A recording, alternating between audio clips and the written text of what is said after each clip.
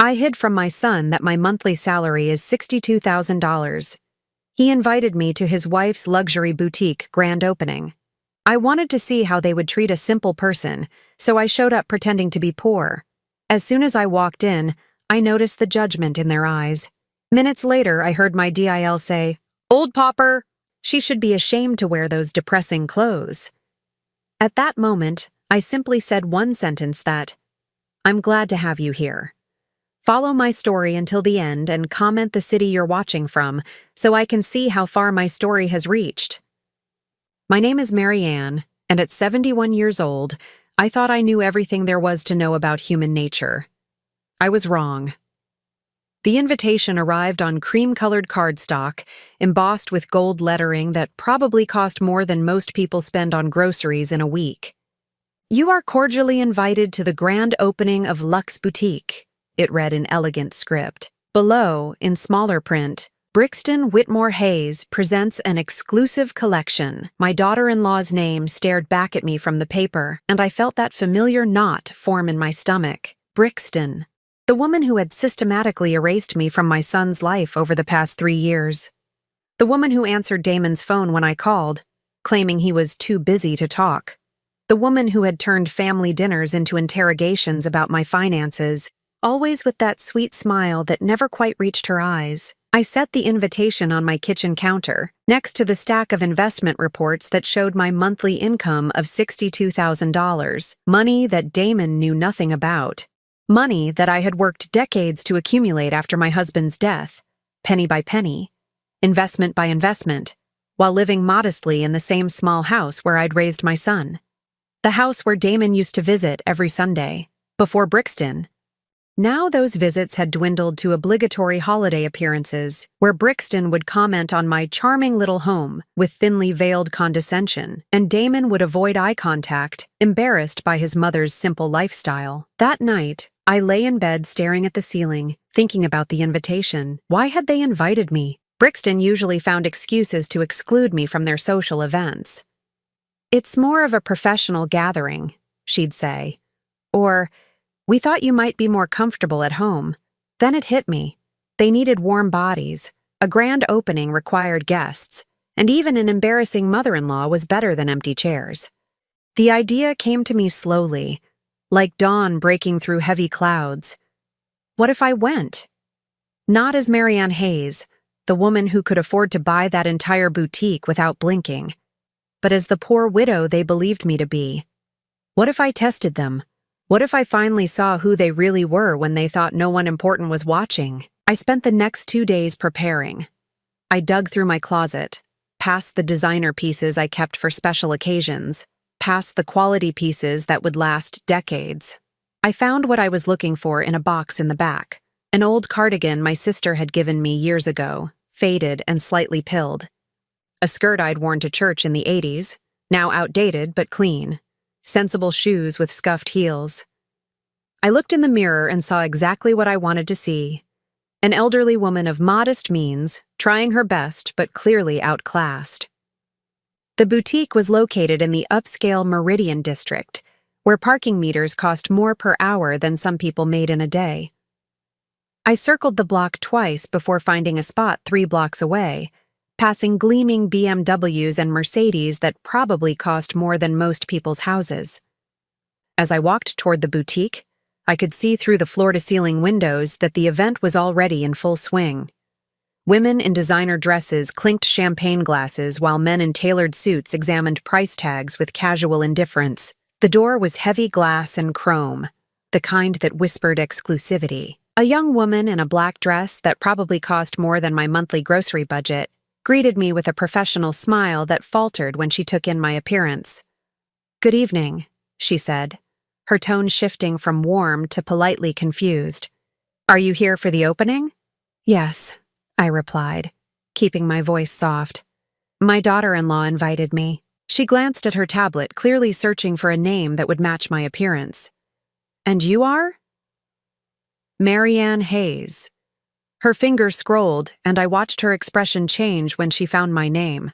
Relief, mixed with something else. Pity, perhaps. "Of course, please come in. There's champagne and hors d'oeuvres." I stepped inside, and the assault on my senses was immediate. Everything was white and chrome and blindingly bright. The clothes hung like pieces of art, each item isolated and spotlit. Price tags dangled like accusations. $800 for a simple blouse, $1,500 for a handbag that looked like it could hold maybe a wallet and keys. I moved slowly through the space, hyper-aware of how I looked among these people. Women with perfect hair and perfect makeup turned to glance at me, their eyes sliding over my outfit with barely concealed distaste before they resumed their conversations. That's when I saw Damon. My son stood near the back of the store, laughing at something a tall man in an expensive suit had said. He looked handsome in his navy blazer, his dark hair perfectly styled. For a moment, my heart swelled with pride. Then our eyes met. I watched as his expression shifted from surprise to embarrassment. He glanced around quickly, as if checking to see who might have noticed his connection to the elderly woman in the faded cardigan. "Mom," he said as I approached, his voice carefully neutral. "I didn't think you were coming." "The invitation said the whole family was welcome," I replied, studying his face. "I thought that included me." "Of course it does," he said, but his smile was tight. "Let me find Brixton. She'll want to say hello." He didn't offer to get me a drink. He didn't ask how I was. He simply excused himself and disappeared into the crowd, leaving me standing alone among strangers. I moved toward a display of scarves, each one priced at more than I used to spend on Damon's entire school wardrobe. The silk was beautiful, I had to admit. But $800 for a scarf? I thought about the women I knew from church, working 2 jobs to pay rent, stretching every dollar until it screamed. "Excuse me." I turned to find a woman about my age examining a pearl necklace. She was impeccably dressed, but her eyes were kind. "I couldn't help but notice you admiring the scarves," she said with a gentle smile. "They are lovely, aren't they?" "Beautiful," I agreed, though perhaps a bit beyond my budget. She laughed, a genuine sound that stood out in the sea of artificial chatter around us. "Mine too, I'm afraid. I'm Eleanor Hartwell. I'm here with my daughter. She insisted I come, though I feel rather like a fish out of water. Marianne Hayes." "I know exactly what you mean." We chatted for a few minutes, and I found myself genuinely enjoying her company. She was sharp and funny, with a self-deprecating humor that reminded me of old friends.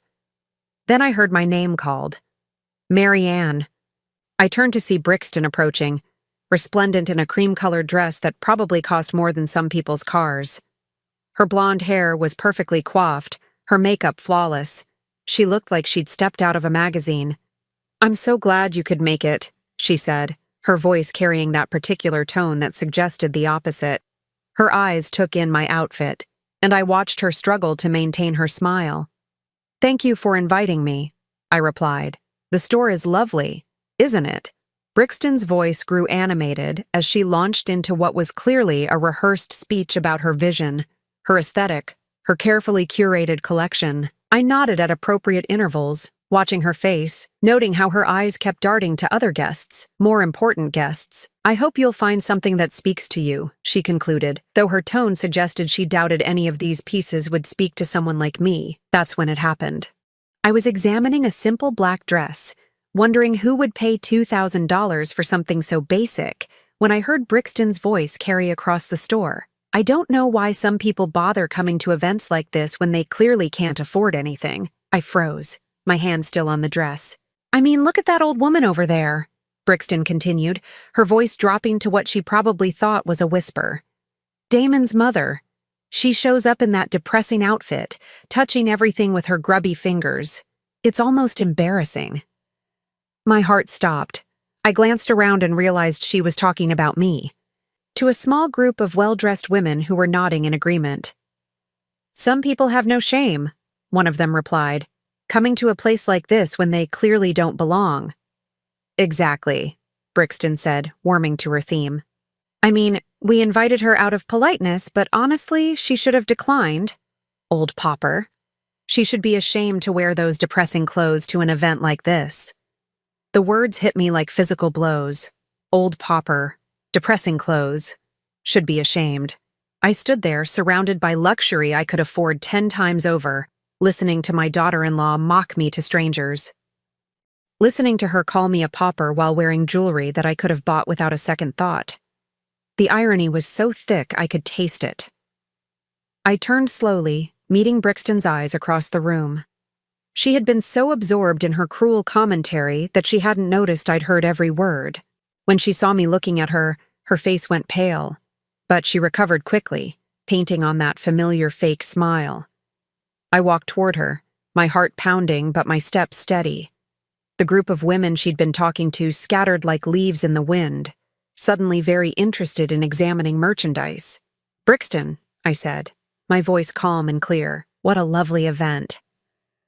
"Marianne," she stammered, clearly unsure how much I'd heard. "I was just telling everyone how happy we are that you could join us." I smiled then, a real smile, because I had just learned everything I needed to know about my son's wife, and she had no idea what was coming. "That's very kind of you, dear," I said softly.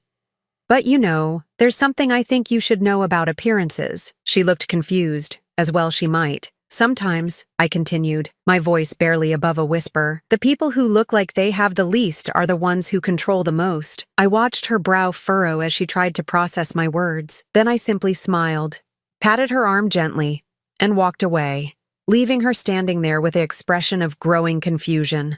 As I made my way toward the exit, I caught sight of my reflection in one of the boutique's mirrors. I looked exactly like what I'd intended.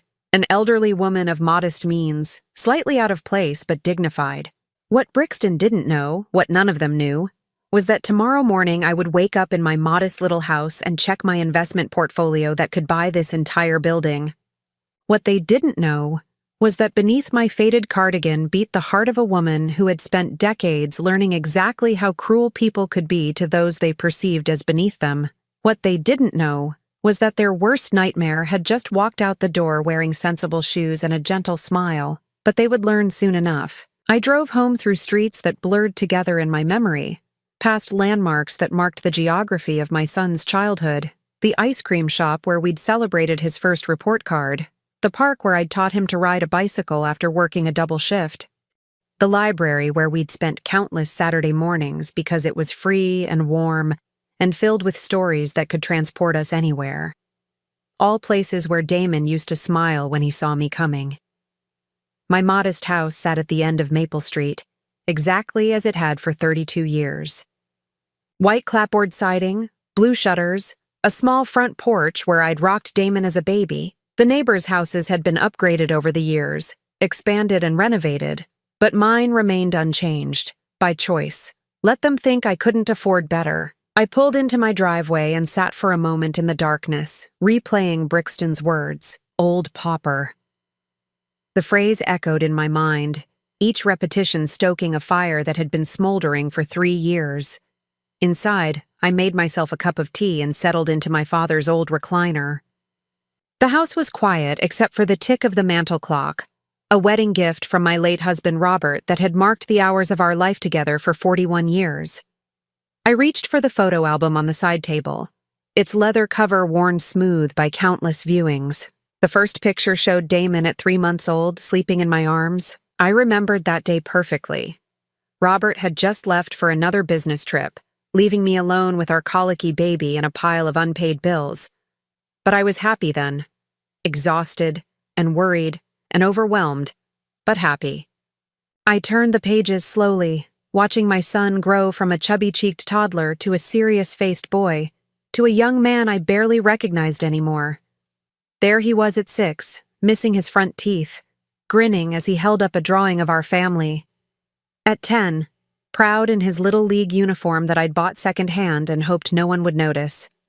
At 15, awkward and gangly, standing beside me at his high school graduation. I stopped at a picture from his college graduation.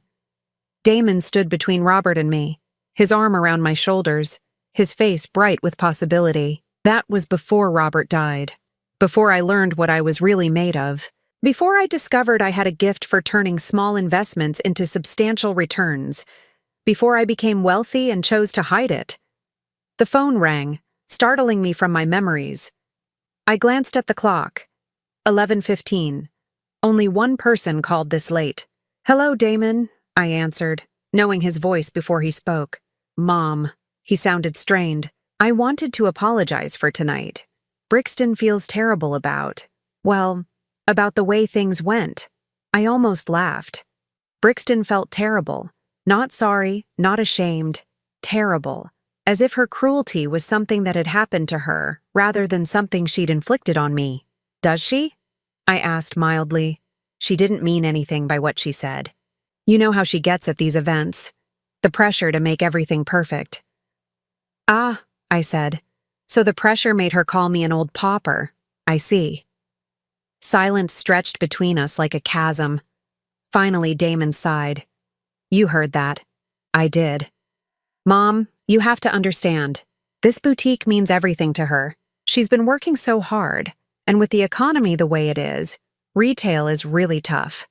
She's just stressed." I listened to my son make excuses for his wife's cruelty and felt something break inside my chest. When had he become this person? When had he learned to justify the unjustifiable? "Damon," I said quietly, "do you remember when you were 8 and Tommy Morrison called me a poor old bag because my car was older than his mother's?" "Mom, you punched him in the nose. Do you remember that? You came home with a black eye and a note from your teacher, but you were proud. You said nobody was allowed to talk about your mom like that." The silence on the other end of the line was deafening. "What happened to that boy?" I asked. "I grew up," he said finally. "I learned that not everything is worth fighting over." "I see. And your mother's dignity isn't worth fighting for? That's not fair, isn't it?" Another long pause. Then, "Look, Mom, Brixton and I have been talking. We think maybe it would be better if you didn't come to these kinds of events anymore. Not because we don't want you there," he added hastily, "but because you seem uncomfortable. And honestly, some of these people, they can be judgmental about appearances." There it was, the real message. Don't come because you embarrass us. "I understand perfectly," I said. "Good. I knew you would. You've always been reasonable." Reasonable. The word my father had used when he expected me to accept less than I deserved. The word Robert had used when he left me alone with a sick baby and mounting debts. The word I'd heard all my life from people who wanted me to shrink myself to fit their convenience. "Yes," I agreed. "I've always been reasonable." After I hung up, I sat in the darkness for a long time. Then I walked to my home office, a small room that had once been Damon's bedroom. The walls were lined with filing cabinets that contained the paper trail of my financial journey, records of every investment, every dividend, every carefully calculated risk that had paid off. I pulled out my laptop and logged into my banking app. The numbers glowed on the screen like a secret weapon. $738,000 in my checking account alone, $2.3 million in various investment portfolios, another $800,000 in real estate holdings that nobody knew I owned. All accumulated over the past 15 years, since Robert's insurance money had given me my first real stake to invest. I had been careful, methodical. I'd started small, buying stocks in companies I understood, researching every investment until my eyes burned. I'd reinvested every penny of profit, living off my Social Security and Robert's pension while my portfolio grew. And I'd told no one. Not my neighbors, who thought I was a sweet old widow getting by on a fixed income. Not my doctor, who still offered me payment plans for routine procedures. Not the ladies at church, who sometimes slipped $20 bills into my purse when they thought I wasn't looking. And certainly not Damon. At first, I'd kept quiet because I wanted to be sure it was real. Money had a way of disappearing as quickly as it came, and I'd learned not to count on anything until it was solid. Then I'd stayed quiet because I wanted to see who my son really was, whether he would visit his mother because he loved her, or because he expected something from her eventually. I'd gotten my answer tonight. My phone buzzed with a text message. Damon again. BTW, Brixton's been having some trouble with the boutique's finances. The rent is higher than expected, and sales are slow. If you happen to know anyone who might be interested in investing. I stared at the message for a long moment. Then I typed back, I'm afraid I don't know any investors. You know how it is with people like me. People like me. Poor people. People who didn't matter. I sent the message and immediately received another one. Right, of course. Just thought I'd ask. Love you. Love you. 3 words that used to mean everything to me. Now they felt like a habit, something he said out of obligation rather than emotion. I closed the laptop and walked to my kitchen, where I'd left the boutique's business card. Luxe Boutique, it read in gold script. Below that, an address I recognized, because I owned the building.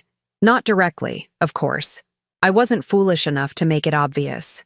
But through a series of LLCs and investment partnerships, I controlled significant real estate in the Meridian district, including the building where my daughter-in-law had just opened her dream boutique, the building where she'd called me an old pauper while standing on property I owned. I thought about the lease agreement that Brixton had signed, the one that included a clause allowing the landlord to terminate with 30 days' notice if the tenant engaged in behavior detrimental to the property's reputation. I thought about the security cameras that recorded everything in the common areas of my buildings. I thought about Damon's text, asking for investors while simultaneously excluding me from their social circle. And I smiled. Over the next few days, I made some calls. Discreet inquiries to people who owed me favors, who could provide information without revealing the source of their interest. What I learned was fascinating. Brixton had maxed out 3 credit cards to fund the boutique's initial inventory. She'd borrowed against Damon's car and taken a second mortgage on their house. The store's operating costs were nearly double what she'd projected, and sales were running at less than 40% of her optimistic forecasts. They were bleeding money. More interesting still, according to my source at the bank, Damon had recently inquired about a loan using his inheritance prospects as collateral. He'd told the loan officer that his mother was elderly and in poor health, and that her modest estate would likely come to him within the next few years. He was counting on my death to solve their financial problems. My son had written me off, literally. That evening, I sat in my recliner with my tea and photo album, but this time I wasn't looking backward. I was planning forward. I thought about the inheritance that Damon was counting on. The one that existed only in his imagination, built on his assumption that his poor mother must have some hidden savings squirreled away. He had no idea that his poor mother owned enough property to make him wealthy beyond his dreams. He had no idea that she had already made very specific plans for that wealth, and he had no idea that those plans no longer included him. Tomorrow, I would begin the process of teaching my son and his wife exactly what it meant to underestimate an old woman. Tonight, I would simply sit in my modest house and remember the boy who once punched a bully for insulting his mother. That boy was gone, but the mother he'd tried to protect was still here, and she was done being reasonable. Monday morning arrived gray and drizzling, the kind of weather that matched my mood perfectly. I stood at my kitchen window, watching the rain streak down the glass while I sipped my coffee and planned my next move. The phone call came at exactly 9:30, just as I'd expected. Mrs. Hayes, this is Jennifer Morrison from Morrison Property Management. I'm calling about the Meridian District building you own through Hartwell Holdings, LLC. I'd been waiting for this call since Friday. Jennifer Morrison was my property manager, a sharp young woman who handled the day-to-day operations of my real estate investments without knowing my true identity. As far as she knew, I was simply the representative for a group of anonymous investors. Good morning, Jennifer. What can I do for you? Or, I wanted to update you on the new tenant in Unit 12A, Luxe Boutique. They've already missed their first quarterly maintenance fee, and frankly, their business practices are concerning our other tenants. I sat down slowly, though I'd expected this news. What kind of concerns? Well, there was an incident at their grand opening on Friday. Several witnesses reported the owner making disparaging comments about customers. Very unprofessional behavior. The type of thing that could affect the building's reputation. I see. What exactly was said? Jennifer cleared her throat uncomfortably. According to multiple witnesses, the owner called an elderly customer an old pauper and suggested she had no business being there. Apparently, this happened in front of a room full of potential clients. I closed my eyes, hearing Brixton's words echo in my memory. Even secondhand, they stung. That is concerning, I agreed. Have there been any other issues? The tenant has been asking other business owners in the building about potential investors. They seem to be having cash flow problems. And honestly, Mrs. Hayes, their lease application was borderline. If we weren't so eager to fill that space. I understand. Please send me a full report, including any witness statements about the incident. Of course. Should I schedule a building inspection? We could cite any violations. Not yet. Let me review everything first. But Jennifer, please keep this conversation confidential. I prefer to handle these matters quietly. Understood. I'll have that report to you by end of business today. After I hung up, I sat in my quiet kitchen and felt the pieces of my plan clicking into place. Brixton had no idea that her casual cruelty had been witnessed by other business owners. She had no idea that those witnesses had reported her behavior to building management. She had no idea that building management reported directly to me. I spent the morning reviewing financial documents that painted an even bleaker picture of Damon and Brixton's situation than I'd imagined. Through my various business connections, I'd learned that they owed nearly $40,000 in credit card debt, had fallen behind on their mortgage payments, and were facing a balloon payment on their business loan in 6 months. The boutique wasn't just struggling, it was failing spectacularly. At noon, I did something I hadn't done in months. I called Damon. Mom, is everything okay? His voice was strained, distracted. I'm fine, dear. I was wondering if you might have time for lunch today. It's been so long since we've had a real conversation. A pause. I could almost hear him calculating whether he had time for his mother's emotional needs. Today's not great. Brixton's having some issues with the store and I'm trying to help her work through them. Financial issues. The silence stretched so long I wondered if the call had dropped. How did you... Never mind. Yes, some cash flow problems. Nothing we can't handle.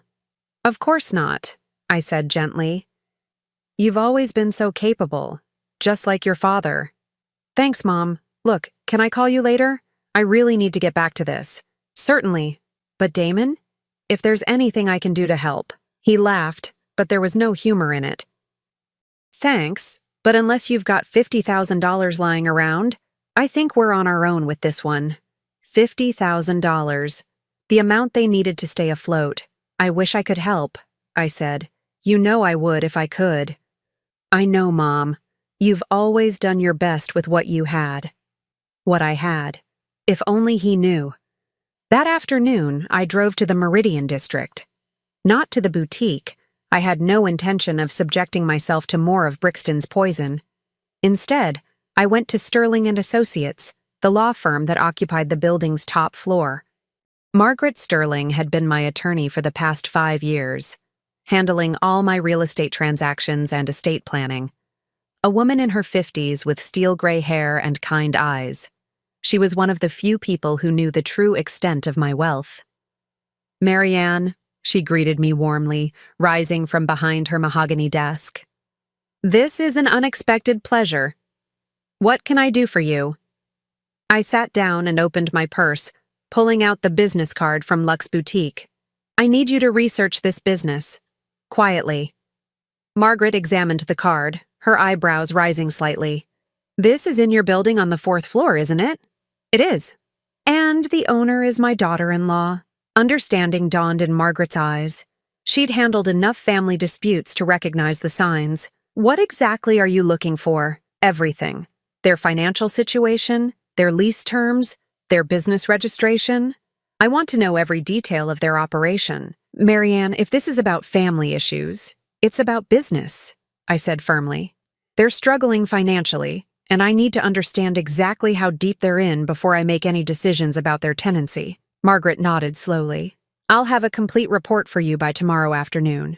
But may I ask what's prompted this? I thought about Brixton's words, about Damon's casual dismissal of my worth, about the way they'd written me off as a burden to be managed rather than a person to be loved. Let's just say I've learned some uncomfortable truths about my family, I said finally.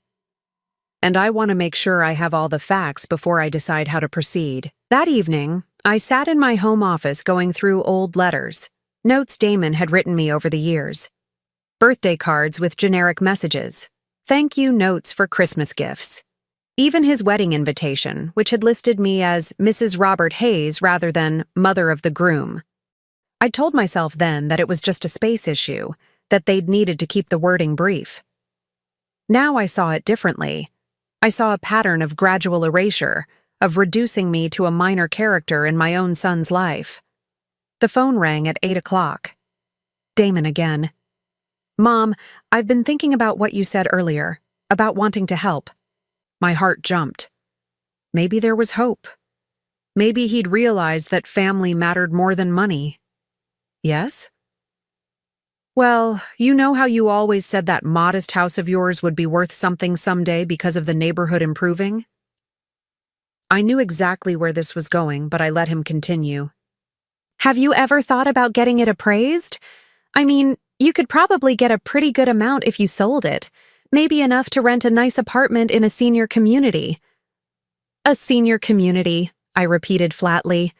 "Yeah, somewhere with activities and people your age. You'd probably love it. And if the house sold for enough, you could help Brixton and me get back on our feet, like a family investment." There it was, the real reason for his call. "I see. So you want me to sell my home, the home where I raised you, where your father and I lived for 41 years, to fund your wife's failing business. It's not failing. And then move to some institutional setting so you won't have to worry about your poor old mother anymore." "That's not how I meant it. Isn't it?" Silence. "Damon, can I ask you something? When was the last time you visited me because you wanted to see me? Not because you needed something. Not because Brixton thought you should. When did you last come by just because you missed your mother?" The pause was so long I thought he might hang up. "Mom, that's not fair. You know I love you." "Do I? Because lately it feels like you love what you think I can do for you. My house, my imaginary savings, my eventual inheritance. But me? I'm not so sure. You're being dramatic. Am I? Tell me, Damon, what's my favorite color?"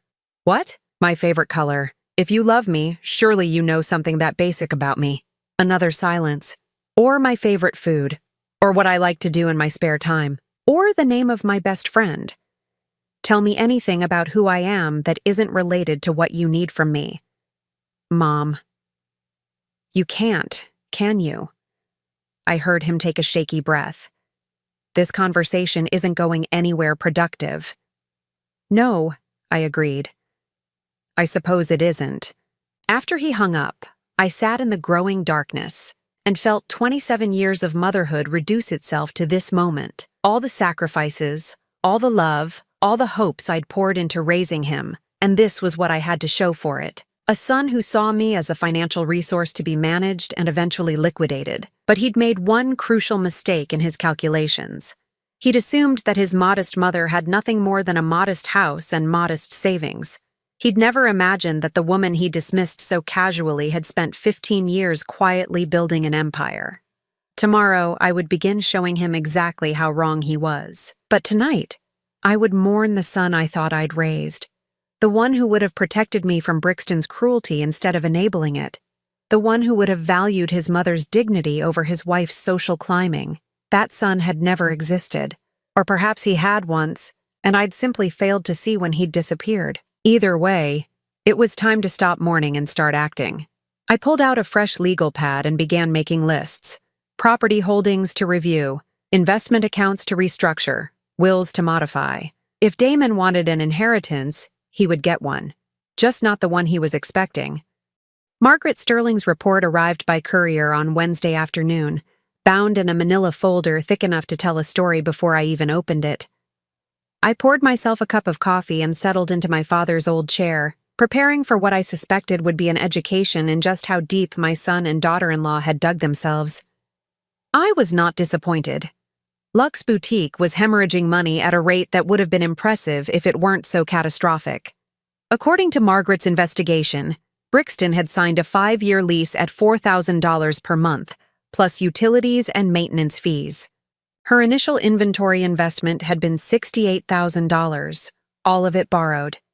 Monthly operating expenses, including insurance, utilities, and part-time help, ran another $3,500. To break even, She needed to generate roughly $12,000 in monthly sales. Her actual sales for the first quarter? $2,800. I did the math twice, certain I'd made an error. But the numbers didn't lie. At this rate, the boutique would be bankrupt within 6 months. But the financial picture was only part of the story. Margaret had also included copies of lease violations, complaints from other tenants, and most interesting of all, a recording from the building's security system. I inserted the flash drive into my laptop and watched myself walk into Brixton's boutique, heard the conversations I'd missed while examining merchandise, witnessed the entire evening from angles I hadn't seen. The camera had captured everything. Brixton's dismissive glances at my outfit, her animated conversation with the group of women while I stood nearby, her cruel words about old paupers and depressing clothes. But what struck me most was something I hadn't noticed at the time: Damon's reaction. He'd been within earshot when Brixton made her comments about me. The camera showed him clearly, standing just around a display rack, close enough to hear every word. I watched as his face cycled through emotions: embarrassment, discomfort, and finally, resignation. He'd heard his wife mock his mother, and he'd done nothing. Worse than nothing. He'd actually moved further away, distancing himself physically from the conversation as if to avoid any association with me. I paused the video and stared at my son's face on the screen. This was who he'd become, a man who would let his wife publicly humiliate his mother rather than risk confrontation. My phone rang, interrupting my dark thoughts. The caller ID showed my property manager's number. "Jennifer? What's wrong?" "Mrs. Hayes, I'm sorry to bother you, but we have a situation with the Luxe Boutique tenant. She's demanding to speak with the building owner about what she calls harassment from other tenants." I almost laughed. Harassment? Apparently, several businesses on her floor have complained about her noise levels and inappropriate behavior toward customers. She claims they're just jealous of her success and wants the owner to intervene. I see. And what did you tell her? That I would pass along her concerns. But honestly, Mrs. Hayes, I think we need to consider whether this tenant is worth the trouble. The other businesses are talking about not renewing their leases if something isn't done. The other businesses, the profitable, stable tenants who paid their rent on time and contributed to the building's reputation, versus one failing boutique run by a woman who called elderly customers paupers. "Jennifer, please set up a meeting with Ms. Whitmore Hayes for Friday afternoon. Tell her the building owner will be represented by an agent." Wonderful. Should I arrange for legal counsel to be present? That won't be necessary. I'll handle this personally. After I hung up, I sat back and considered my options. I could end this quickly, serve eviction papers, close the boutique, let Damon and Brixton face their financial ruin without my intervention. But that would be merciful. And mercy was something I was no longer feeling inclined to show. Instead, I wanted to watch. I wanted to see how they handled pressure, how their marriage fared when money became truly tight, how long it took for them to turn on each other when their perfect life started crumbling. I wanted to see who they really were when the masks came off. Thursday evening, I did something I hadn't done since Damon's wedding. I called my sister Patricia in Florida. "Marianne, what a surprise. How are you, honey?"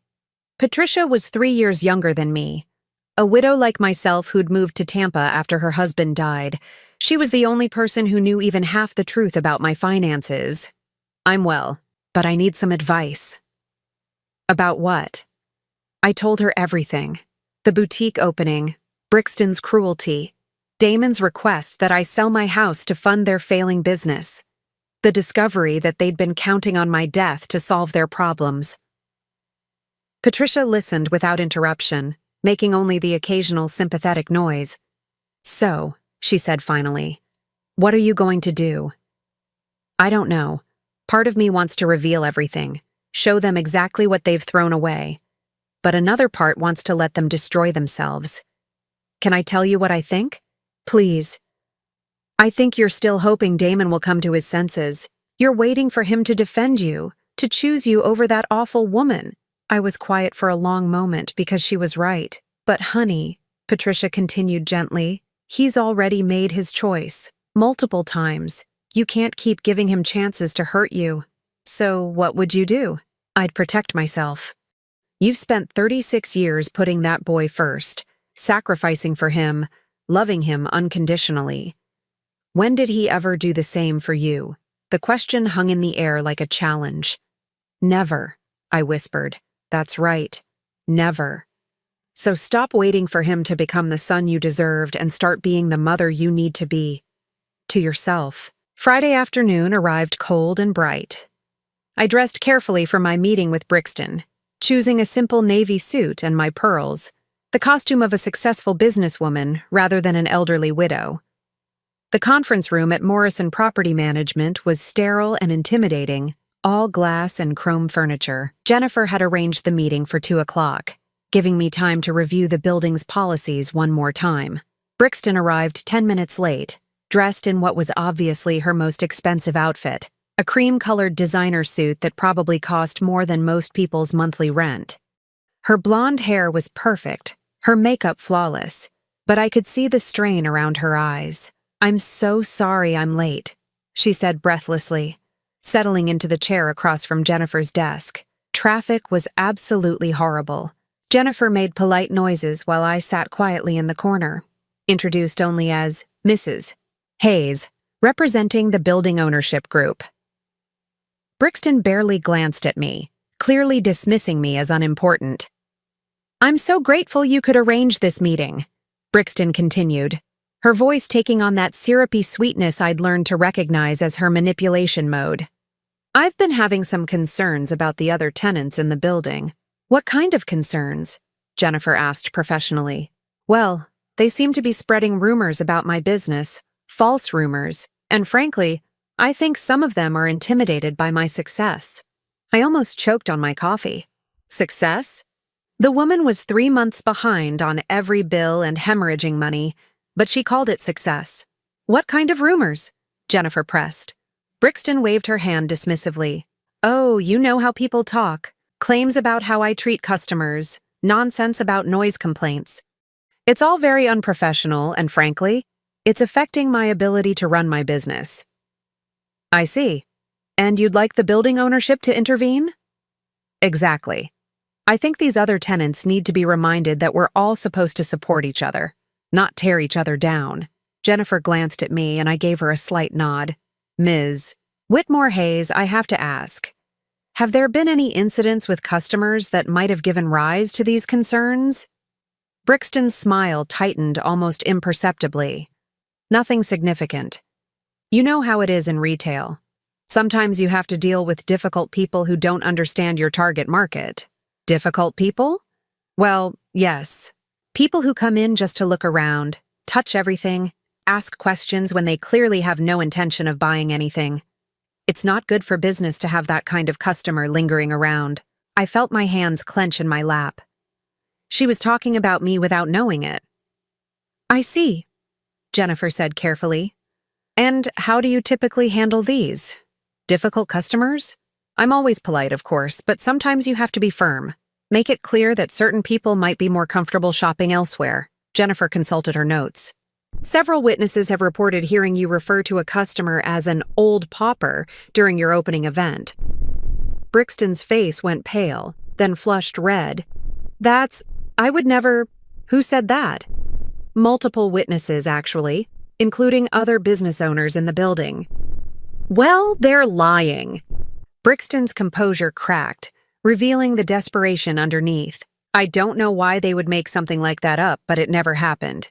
I cleared my throat softly. "Actually, Ms. Whitmore Hayes, it did happen." She turned to look at me for the first time, really look at me. I watched as confusion flickered across her face, followed by growing recognition. "I was there," I continued calmly. "I heard every word you said about the elderly woman in the faded cardigan, how she should be ashamed of her depressing clothes, how she had no business being at an event like that."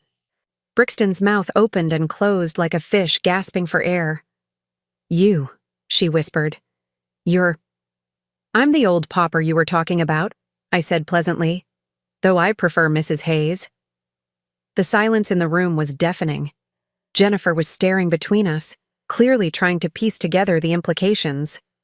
"I don't understand," Brixton stammered. "What are you doing here?" I represent the building ownership group, I said, which was technically true.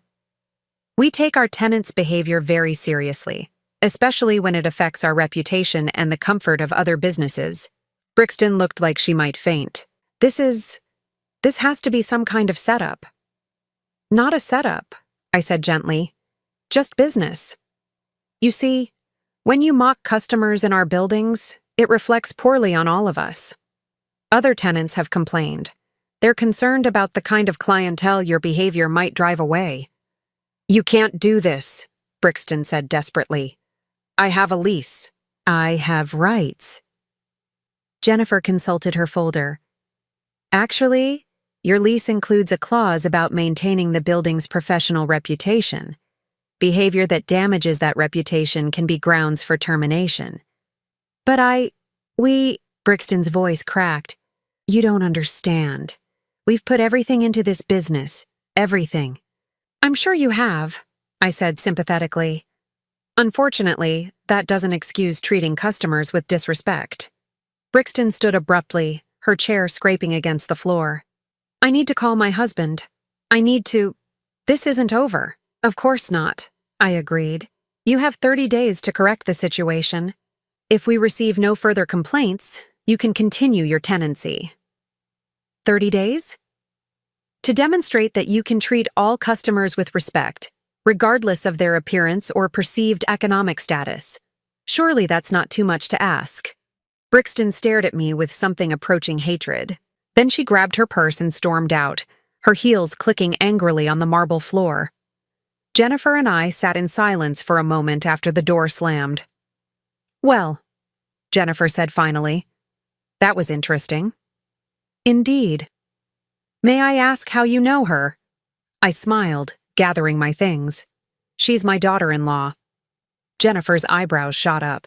Oh my. Oh my indeed. Jennifer, please make sure the security recordings from that night are properly preserved. I have a feeling we might need them. As I drove home, I felt lighter than I had in years. The look on Brixton's face when she realized who I was would sustain me for weeks. But this was just the beginning. Now she would go home to Damon, panicked and desperate. She would tell him what had happened, and he would have to choose between protecting his wife and protecting his relationship with his mother. I was curious to see which he would choose, though I suspected I already knew. The phone started ringing at 6:30 that evening, barely an hour after my meeting with Brixton. I let it ring, then ring again. By the fourth call, I finally answered. Hello, Damon. What the hell did you do? His voice was raw with panic and fury. Brixton came home crying, saying you're trying to destroy her business. She says you're working with the building management to get her evicted. I'm not trying to do anything, I said calmly. I simply attended a routine meeting about tenant behavior. Don't play games with me, Mom. How are you involved with that building? And don't tell me it's a coincidence that you just happened to be in a meeting about Brixton's lease. I sat down slowly, cradling the phone against my ear. This was the moment I'd been working toward, the moment when the careful structure of lies they'd built around my financial situation would finally collapse. You're right, I said. It's not a coincidence. Silence. Then, quietly. What does that mean? It means I have a business interest in that building, Damon. It means when your wife publicly humiliated a customer, me, she was doing it on property that I partly control. That's impossible. You don't have that kind of money, don't I? Another long pause. I could almost hear him trying to reconcile what he thought he knew about his mother with this new information. Mom, what are you talking about? You live in a tiny house. You shop at discount stores. You drive a car that's 15 years old. Because I choose to, I interrupted. Not because I have to. You're lying. The accusation hit me like a slap. Excuse me? You're lying to try to scare us. You're pretending to have money you don't have because you're angry about some stupid comment Brixton made. I felt something cold and final settle in my chest. Even now, even when presented with evidence that contradicted his assumptions, he couldn't accept that he might have misjudged his mother. I see, I said quietly. So in your mind, it's more believable that I would lie about having money than that you simply never bothered to learn the truth about my life. Mom, tell me, Damon, When was the last time you asked me how I was doing financially? When did you last wonder how I managed to keep the house after your father died? How I paid for his funeral? How I've maintained the property for 15 years on Social Security alone? I assumed... You assumed I was struggling because that's what was convenient for you to believe. It made you feel better about visiting me twice a year and calling me once a month. If Mom's just getting by, then surely she doesn't need much attention, right? That's not fair, isn't it? You've been planning to inherit my house, haven't you? Counting on it to solve your financial problems? The silence stretched so long I wondered if he'd hung up. How did you know about that? He finally whispered. Because I'm not the naive old woman you think I am. I know you took out a loan against your inheritance prospects. I know you're drowning in debt. I know you and Brixton have been counting on my death to save you. Jesus, Mom, that's not... We never wanted... What? You never wanted me to die? Just my money? I heard him take a shaky breath. You're twisting everything. Am I? Then explain to me how I'm wrong. Explain how asking me to sell my house to fund your wife's business isn't exactly what I think it is. I thought you'd want to help.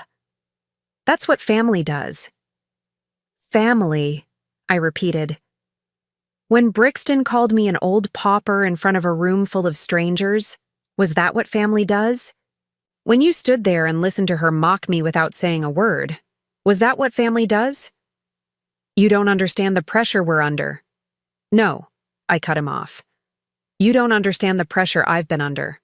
41 years of marriage to a man who left me alone with bills and a sick baby every time his job called. 15 years of widowhood, learning to manage money and investments while everyone assumed I was helpless.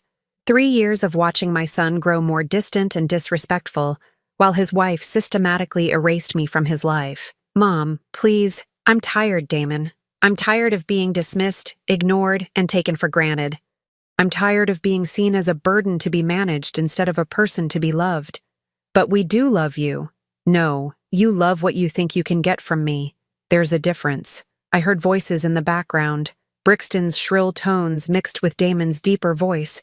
They were arguing, but I couldn't make out the words. Mom, I have to go.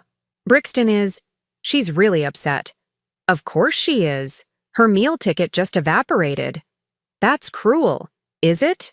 Or is it just honest? He hung up without saying goodbye. I sat in my quiet kitchen, surrounded by the familiar objects that had witnessed 37 years of my adult life. The tea kettle I'd bought as a newlywed. The scratched table where I'd helped Damon with homework. The window where I'd stood countless mornings, watching him walk to school. All of it suddenly felt like a museum of a life I'd outgrown. The next morning brought a surprise visitor. I was in my garden, deadheading roses, when a black BMW pulled into my driveway. Brixton emerged wearing dark sunglasses despite the overcast sky, her designer dress wrinkled as if she'd slept in it. She walked toward me with the careful steps of someone trying to maintain dignity while everything collapsed around them. "Marianne," she said, stopping at the edge of my flower bed. "We need to talk." I continued pruning, not looking up. "Do we? This has gone far enough. You've made your point." "Have I? And what point is that?" She shifted uncomfortably. "That you're angry about what I said at the boutique. I get it. I was stressed. I said something thoughtless. And you want an apology." I straightened up, meeting her eyes over my roses. "Is that what you think this is about? An apology? I'm here, aren't I? I'm sorry I called you what I called you. It was wrong, and I apologize." And what else? What do you mean, what else? Well, you're here because you want something, Brixton. You always want something when you pretend to be nice to me. So what is it this time? Her mask slipped slightly, revealing the desperation underneath.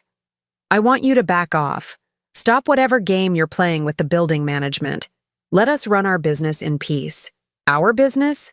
I thought it was your business. You know what I mean." I set down my pruning shears and faced her fully. "Actually, I don't think I do. See, from where I stand, it looks like you opened a business you couldn't afford, in a building you couldn't afford, selling merchandise to customers you don't respect. That's not... And when that business started failing, as anyone with basic math skills could have predicted, You decided the solution was to convince my son that his mother should sell her home to bail you out. We never asked, didn't you? What was Tuesday night's phone call about then? Damon suggesting I sell my house and move to a senior community so you could have a family investment? Brixton's face went pale. He told you that? He did. Apparently, he thought I'd be thrilled to give up my home of 32 years so you wouldn't have to face the consequences of your poor planning. We're desperate, she said suddenly, her composure cracking. We've lost everything, okay? The house is in foreclosure. The credit cards are maxed out. If the boutique fails, we'll have nothing left. And whose fault is that? It's not about fault, isn't it? You're the one who borrowed $68,000 for inventory. You're the one who signed a lease you couldn't afford. You're the one who treated customers like dirt in front of potential investors. Brixton stared at me, and for the first time since I'd known her, she looked genuinely surprised. How do you know all that? I smiled. Because I'm not the foolish old woman you think I am. But you can't know about the inventory costs or the lease terms unless… She stopped, her eyes widening. Oh my God, you really are involved with the building. Among other things. What other things? I turned back to my roses, letting the silence stretch. Then, tell me, Brixton, what do you know about my late husband's insurance policy? What? Robert died 15 years ago. Did you ever wonder how I managed to keep this house? How I paid for his medical bills, his funeral, the property taxes all these years? You assumed I was barely scraping by. You assumed I was one unexpected expense away from losing everything. You built your whole relationship with me on that assumption. Marianne, I don't understand what you're getting at. I faced her again, and this time I let her see the truth in my eyes. Robert's life insurance policy was worth $300,000. Did you know that? She shook her head mutely. I invested every penny of it. Very carefully, very conservatively at first. Then, as I learned more about the market, more aggressively. Do you know what $300,000 becomes after 15 years of compound growth? No. More than enough to buy the building where your boutique is located. More than enough to fund a dozen businesses like yours without blinking. Brixton stumbled backward as if I'd pushed her. You're lying. Am I? Would you like to see my portfolio statements? My bank records? My property holdings? That's impossible. You live like someone who learned not to waste money on appearances? Like someone who learned that real security comes from planning and discipline, not from designer clothes and overpriced stores? Brixton sat down heavily on my porch steps, her designer dress bunching around her. You let us think you were poor, she whispered.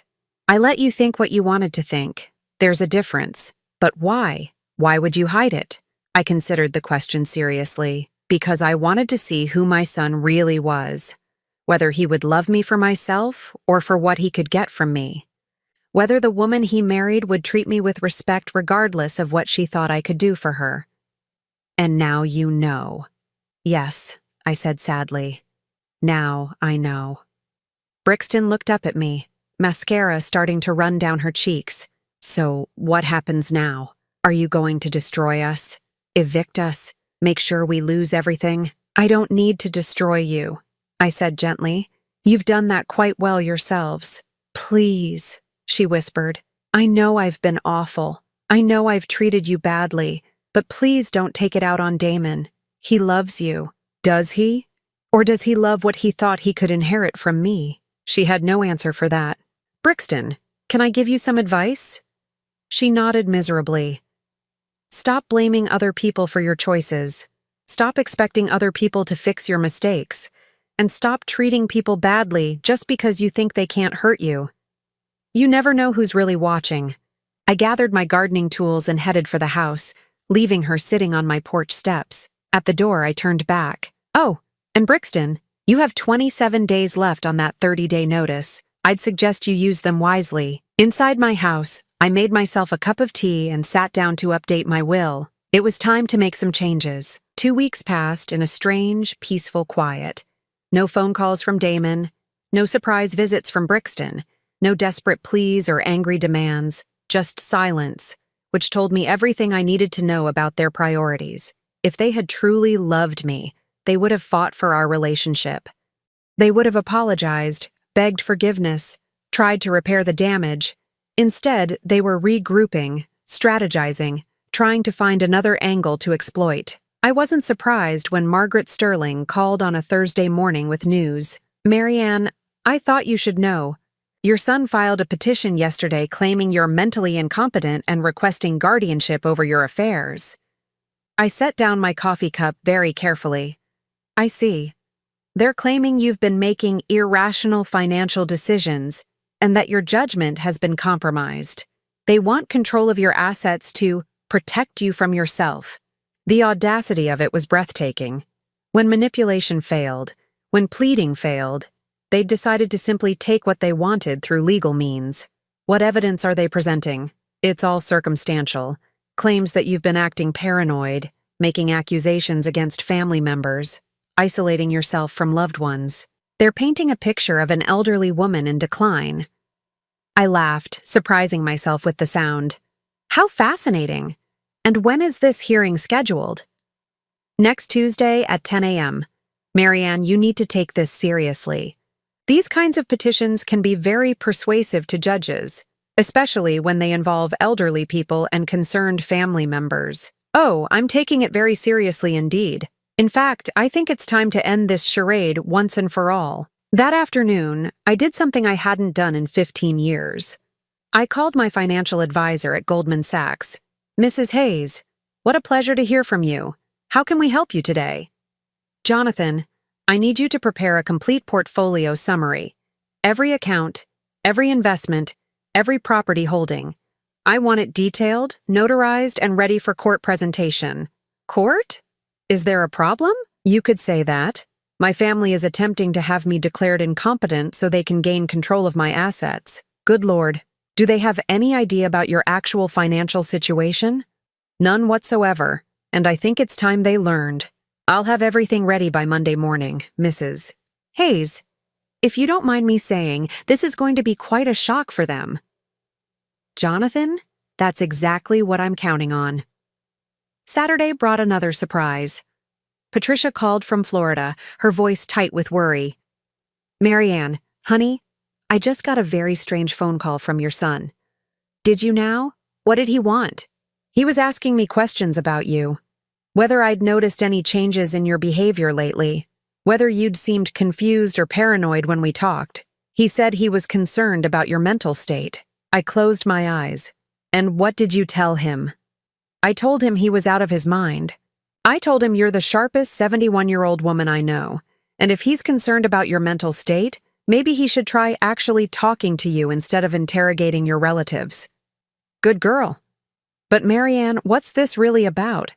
"He mentioned something about you making wild claims about having money, accusing his wife of things. Patricia, what would you say if I told you my investment portfolio is worth over $3 million? Silence. "Then, I'd say that explains a lot about why you never seemed worried about retirement. You wouldn't think I was having delusions of grandeur?" "Honey, you've been making smart financial decisions since you were 25 years old. If anyone could turn Bob's insurance money into millions, it would be you." This was why Patricia was my only real family. She knew me. She believed in me. She didn't need proof or explanations to accept that I was capable of success. "So what are you going to do about Tuesday?" she asked. "I'm going to give them exactly what they're asking for," I said. The truth. Tuesday morning dawned crisp and clear. I dressed with particular care, choosing a navy blue suit I'd bought but never worn, pearls that had belonged to my mother, and shoes that whispered money rather than shouting it. I arrived at the courthouse early and found Damon and Brixton huddled with their attorney near the entrance. Damon looked terrible, his face gaunt, his expensive suit hanging loose as if he'd lost weight. Brixton was perfectly groomed as always, but I could see the strain around her eyes. They noticed me approaching, and their attorney stepped forward, clearly expecting some kind of desperate negotiation. "Mrs. Hayes, I'm David Morrison, representing your son. I wonder if we might speak privately before the hearing." "I'm afraid I don't see the point, Mr. Morrison. We'll all be speaking quite publicly in a few minutes. Mrs. Hayes, I want you to understand that no one is questioning your worth as a person.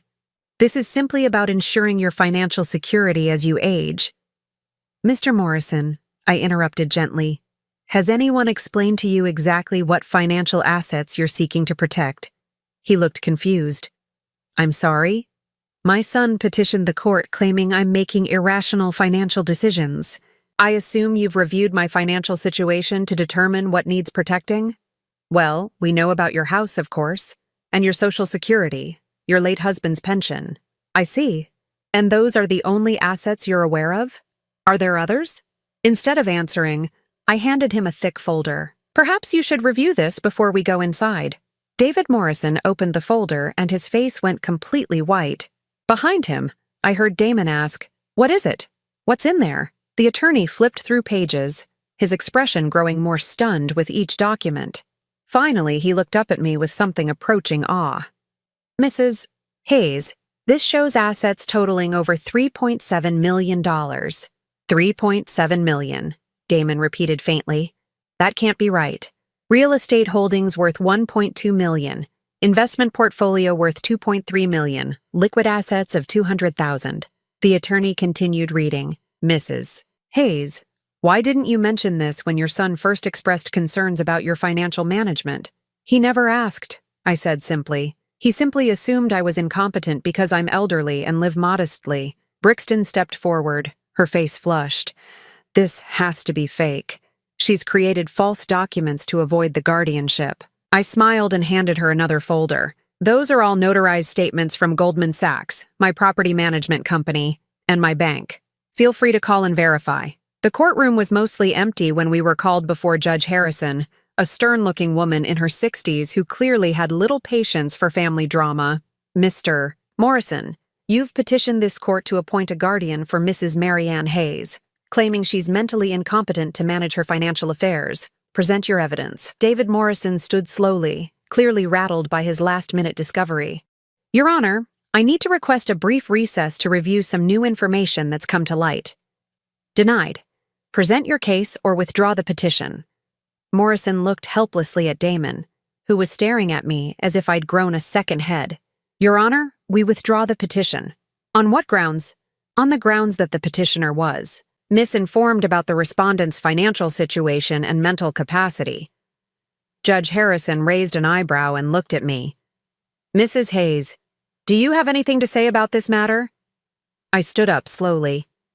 Your Honor, I'd like to address my son's concerns about my mental capacity. Proceed.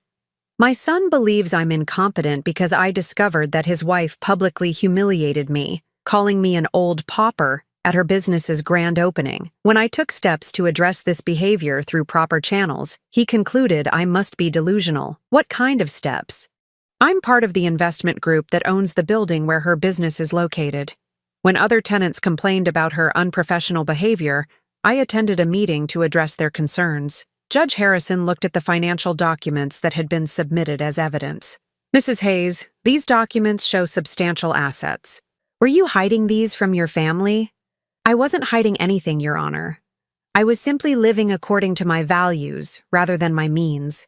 My son assumed I was poor because I chose not to be ostentatious with my wealth. And why did you make that choice? I looked directly at Damon as I answered. Because I wanted to know if my family loved me for who I am, or for what they thought they could get from me. The judge followed my gaze. And what did you learn? That they loved what they thought they could inherit from me. When they discovered I was financially secure, they didn't celebrate my success. They tried to take control of my assets. Judge Harrison was quiet for a long moment. Then she leaned forward. Mr. Hayes, is your mother's assessment accurate? Damon stood shakily. Your Honor, we never meant to. We thought she needed help. Did you ask her if she needed help? Not exactly. Did you ask her about her financial situation? No, Your Honor. Did you try to have any substantive conversation with her about your concerns before filing this petition? Damon's silence was answer enough. Judge Harrison shook her head. This petition is denied.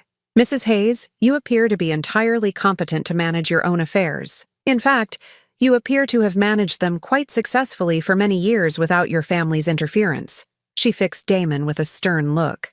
Mr. Hayes, Attempting to gain guardianship over a competent adult's assets is a serious matter.